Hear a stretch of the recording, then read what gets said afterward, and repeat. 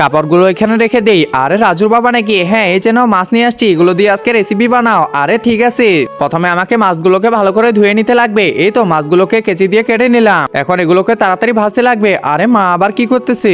আমার কষ্ট কেউ বুঝে না, সারাদিন আমি একাই কাজ করি। আরে আমি তো ঢং করতেছিলাম, কারণ আমি পেঁয়াজ কাটতেছিলাম। আরে মা তুমি তো মজা ভালোই করতে পারো। এই তো মাছগুলো রান্না করা প্রায় হয়ে যাচ্ছে, এখন তাড়াতাড়ি ভাতটা চড়াই দিতে লাগবে। আরে মা তোমার কি রান্না হয়নি? আরে রিমি একটু নিয়ে থাক, শুধু এখনই হয়ে যাবে। এই তো ভাতগুলো আমি চড়াই দিলাম, কিছুক্ষণের মধ্যে ভাত হয়ে যাবে। তার আগে আমি সবজিটা বানাইনি। এই তো সবজি হয়ে গেছে, প্লাস ভাতও হয়ে গেছে। সবজির পরে মাছ দিয়ে দিব, তার উপরে কিছু ভাত দিয়ে দিব, কিশমিশ আর এই যে ধনিয়া পাতা এখানে দিয়ে দিব। একজন মা কতটা আপন হয়ে থাকে, যার মানেই তাকে জিজ্ঞাসা করে দেখো। তো দেখা যাক বন্ধুরা, এই মায়ের জন্য কে ভিডিওটিতে লাইক এন্ড সাবস্ক্রাইব করে। আর যারা মাকে ভালোবাসো না, তারা ভিডিওটি থেকে দূরে থাকো। তার উপরে আরেকটু ভাত দিয়ে দিব। এই তো রেডি হয়ে গেছে, এখন তাড়াতাড়ি ওদেরকে দিয়ে আসি। খেয়ে তো পুরা অবাক হয়ে যাবে। এই যে নাও তোমাদের জন্য খাবার নিয়ে আসছি। আরে মা এটা তো খুবই স্বাদ করতেছে। হ্যাঁ রিমি এটা তো খুবই স্বাদ করতেছে রে। আচ্ছা থ্যাংক ইউ তোমাদেরকে। আরে তুমি কি একাই খাবা নাকি? আমাকেও দাও। হ্যাঁ এই যে নাও। আচ্ছা এখন তুমিও খাও।